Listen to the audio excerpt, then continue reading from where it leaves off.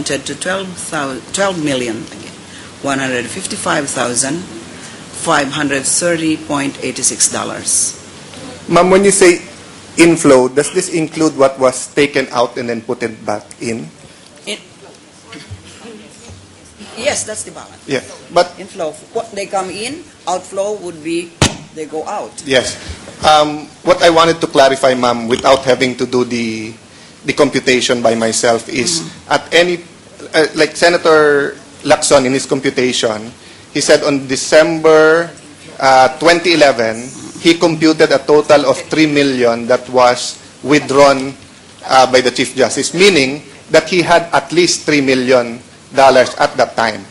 So, ma'am, before that 2011, with regard to the report of the AMLAC, was your team able to extrapolate or to analyze how much money, not take into consideration what came in or came out, or not re-adding what came in again or went out at a certain point in time? Meaning, ma'am, magkano po ang total dollars niya at one point in time?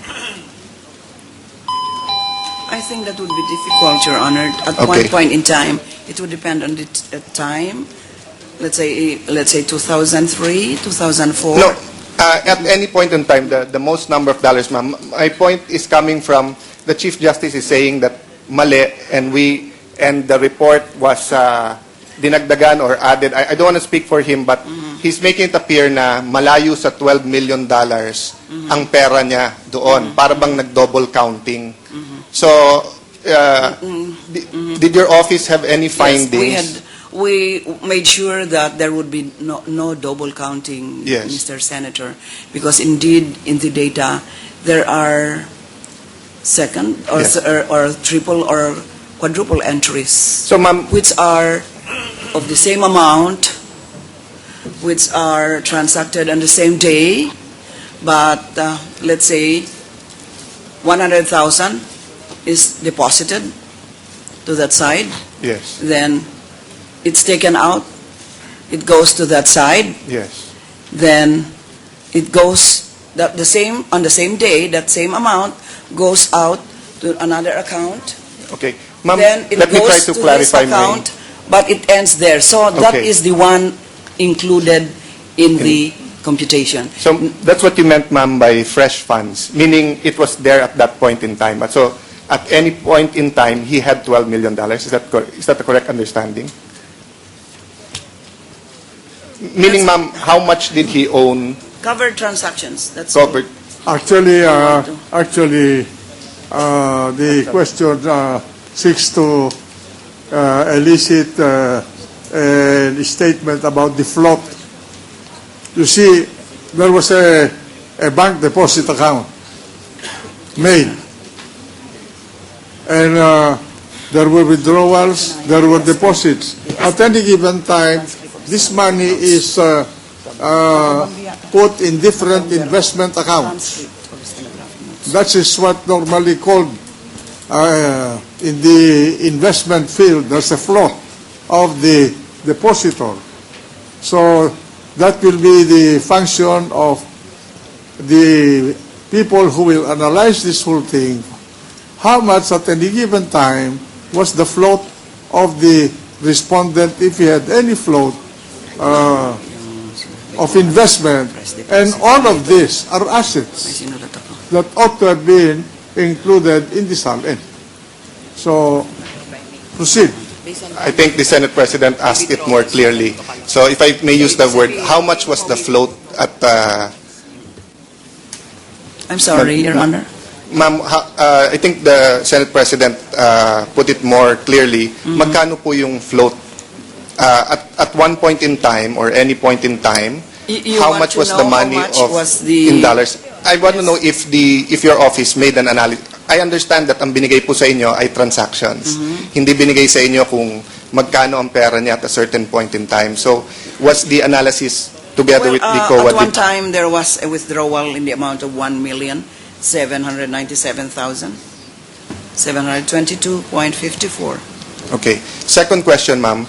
The AMLAC only gave this 17-page. Did they give you the balances at the end of the year of the... No, Your Honor. And they cannot give that to you? We never asked for it, Your Honor. Yes. And I think they have to analyze it. Just for the purposes of the impeachment court, we agreed in caucus that we will be looking at the balances on December 31 of every relevant year when he was in government. That's why if this can be given to us, it would make it much easier for us. No? Ma'am, that's my last question regarding the actual amounts. But just go to the issues brought up by Senator Miriam. Ma'am, let me first tell you where we're coming from. After the 2007 election, as Blue Ribbon Committee Chair, we had several investigations, the ZTE, the fertilizer scam, the swine scam, the gift giving in Malacanang, cash gift giving, and every time we had a hearing, the AMLAC, and it was the same Executive Director, Aquino, no, would tell us that he cannot give us any information, and he cannot give us any information about the accounts because he needed a court order to do so. And we told him, is there any way that you can give it? He did not mention that simply by the ombudsman requesting them, then the ombudsman could have these records. Having said that, we also had hearings where the former ombudsman, and she was being criticized. I don't know if it was because of her name being named Mercy, she was being criticized of being so merciful, that she was being criticized of not investigating impeachable officers, while advocates like Risa Ontiveros, Joel Villanueva, and other party list groups were saying, you can investigate but not file the cases. So one question, ma'am, what is the present mindset or view of the Office of the Ombudsman regarding Supreme Court justices? You can investigate very clearly under Section 22 if it leads to an impeachment. That's clear, right, ma'am? Yes, Your Honor. Yeah. Now, can you investigate for a criminal case but stop at the investigation and not file the case?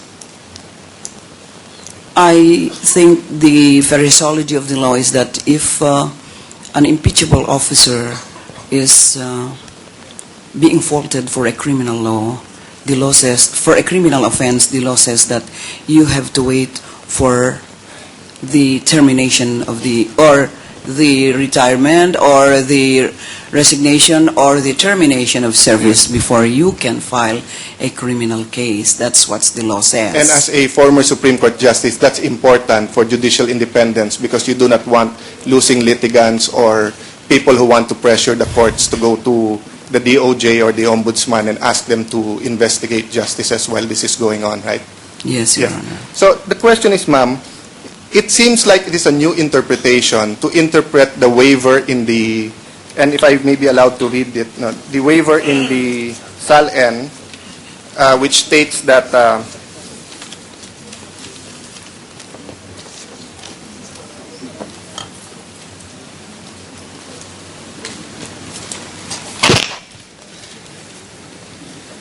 the waiver in the SAL-N which says, I hereby authorize the Ombudsman or his authorized representative to obtain and secure from all appropriate agencies, including the Bureau of Internal Revenue, such documents that may show my assets, liabilities, net worth, business interests, and financial connections, to include those of my spouse and married children of below 18 of age living with me in my household, covering previous years, to include the year I first assumed the office in government. In this case, it was signed by Chief Justice Renato Corona, and I assume all government officials pumipirma din, ma'am, no?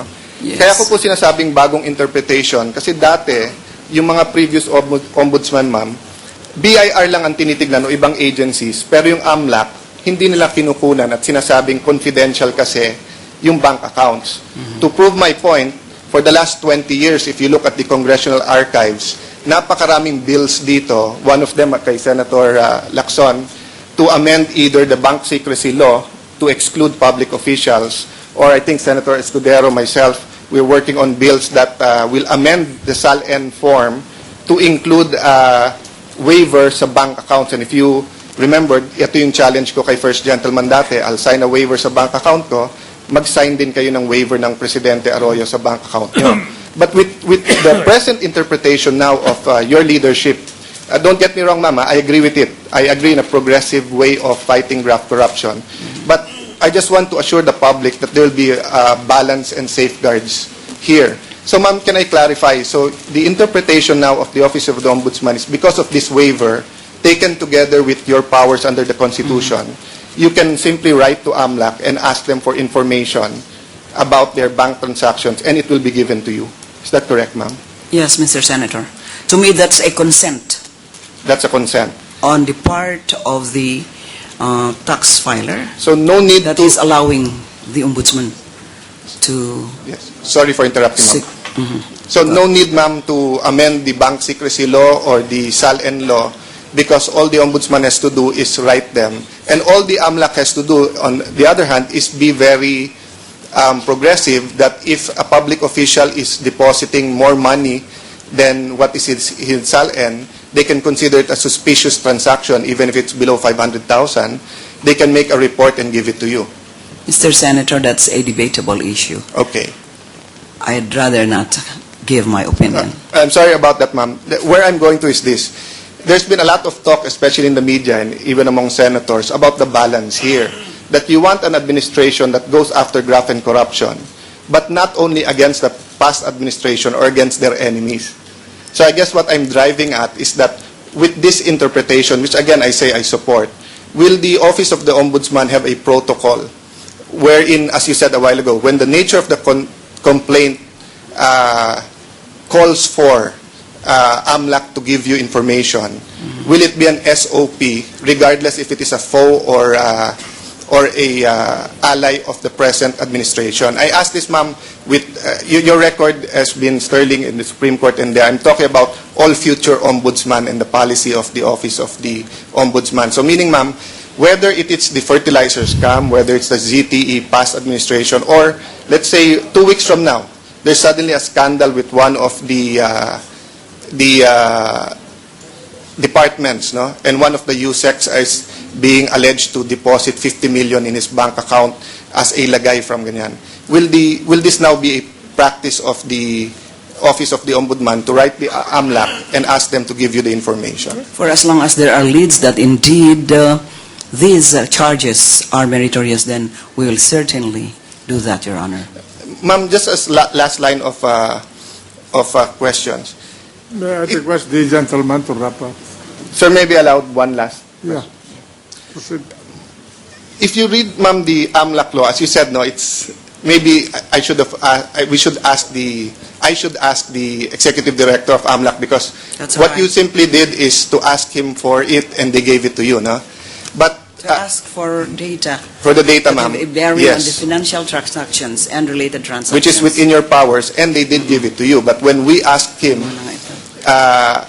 maybe he did not understand or he did not think that to suggest that we course it through the Office of the Ombudsman.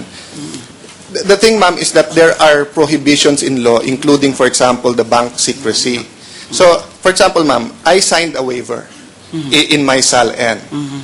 But, of course, I still have my constitutional rights. That's So, for example,